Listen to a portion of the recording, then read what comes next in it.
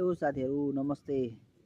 आज चाहिँ म चिसो हावा खाँदै यसो के सोच्दैछु भने नेपालमा अहिले राजनीतिक अवस्था फेरबदलको कुराहरू आइरहेछ हैन। अनि त्यसपछि व्यवस्था फेरियो, अवस्था फेरिएन। अब भन्दै संघीयता गणतन्त्रले केही पनि गरेन भनेर चाहिँ कुरा आइरहेछ हैन। अनि एकदम जे होस् राजनीतिक गतिविधि अवस्था परिवर्तनशील छ अहिले, तातो छ खबर हैन। त्यो हुनाले म चाहिँ मेरो विचार चाहिँ राख्न गइरहेको छु हैन। अब सुनसुकै तन्त्र आए पनि हामी आम नागरिकको चाहिँ जीवन स्तरमा सुधार हुँदैन भने कुनै पनि तन्त्र काम छैन। त्यो भन्दै अब हामीले एउटा त अपनाउन नै पर्ने छ हैन। म अब राजावादी पनि हैन, गणतन्त्रवादी पनि हैन, एउटा स्वतन्त्र नागरिक भएर सोच्दाखेरि मलाई के लाग्छ भने जुनसुकै तन्त्रले नि फरक पार्ने त होइन, तर त्यसमा भएका पात्रहरू खराब भए। सबैले एउटाले अर्काको खुट्टा तान्ने, अर्कोले अर्कोको खुट्टा तान्ने, गर्न कसैलाई नदिने, अनि भ्रष्टाचारमा लुलुप्त हुने, आफ्नो नेता कार्यकर्ताले गरेको गल्तीहरू नदेख्ने, अरूको कोट्याउने, यस्तो प्रवृत्ति छ नेपालमा। प्रधानमन्त्रीकै होस् या जुनसुकै नेताहरूको होस्, काङ्ग्रेस, माओवादी, एमाले, सबै भाषामा भन्नुपर्दा यिनीहरू तीनटै पार्टीका पहिलो चरणका नेताहरू कुनै नि काम छैनन्। दोस्रो चरणकाहरूको नि कुरा सुन्दा अब सबै काण्डमा मुछ्या छन् के, गर्ने चाहिँ कसैले हैन, सबै गफ मात्रै दिने खालका छन्। त्यसैले हामीले एउटा त गर्नै पर्छ हैन। हामीलाई गणतन्त्र पनि चाहिँदैन, राजतन्त्र पनि चाहिँदैन, केही पनि चाहिँदैन भन्नु पनि जरुरी छैन, भन्दा नि हुँदैन। एउटा त हामीले व्यवस्था अगाल्नै पर्ने हुन्छ। त्यो हुनाले मेरो विचारमा चाहिँ यो राष्ट्रपति एउटा जनताको छोरो हुने भन्ने त हो, तर त्यहाँ पहुँच भएका अनि त्यसपछि शक्तिशाली वर्गका मान्छेहरू मात्र पुग्छन् हैन।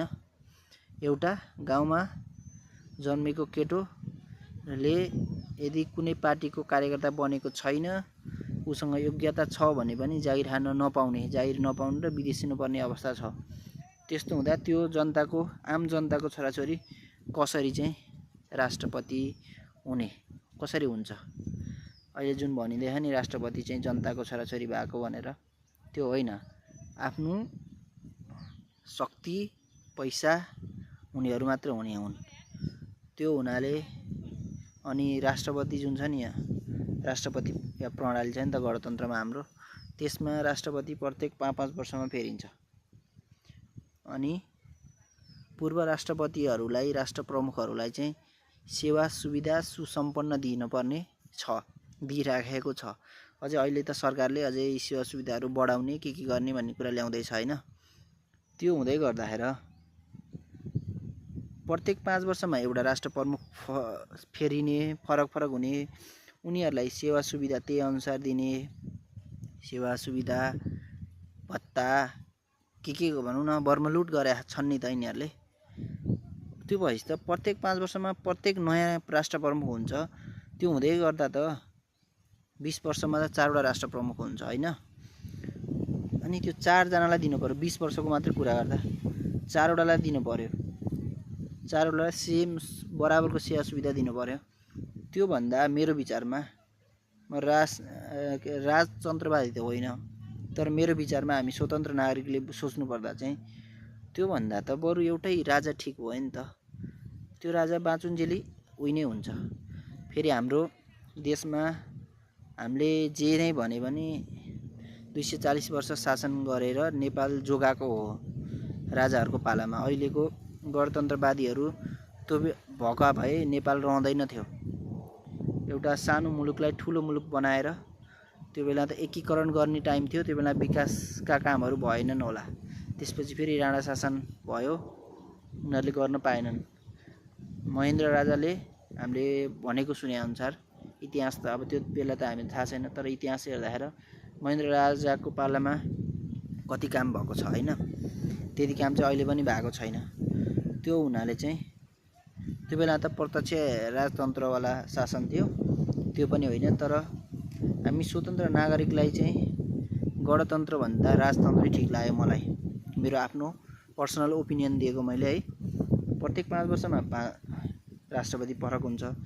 राष्ट्रपतिलाई राजा सेवा सुविधा दिने, त्यसमा एउटा 20 वर्षको कुरा मात्र लेखिँदाखेरि 20 वर्षमा 4 जना चेन्ज हुन्छ। 4 जनालाई बराबर दिँदाखेरि त 4 गुणा गयो नि त नेपालीहरूको पैसा, हाम्रो करको पैसा।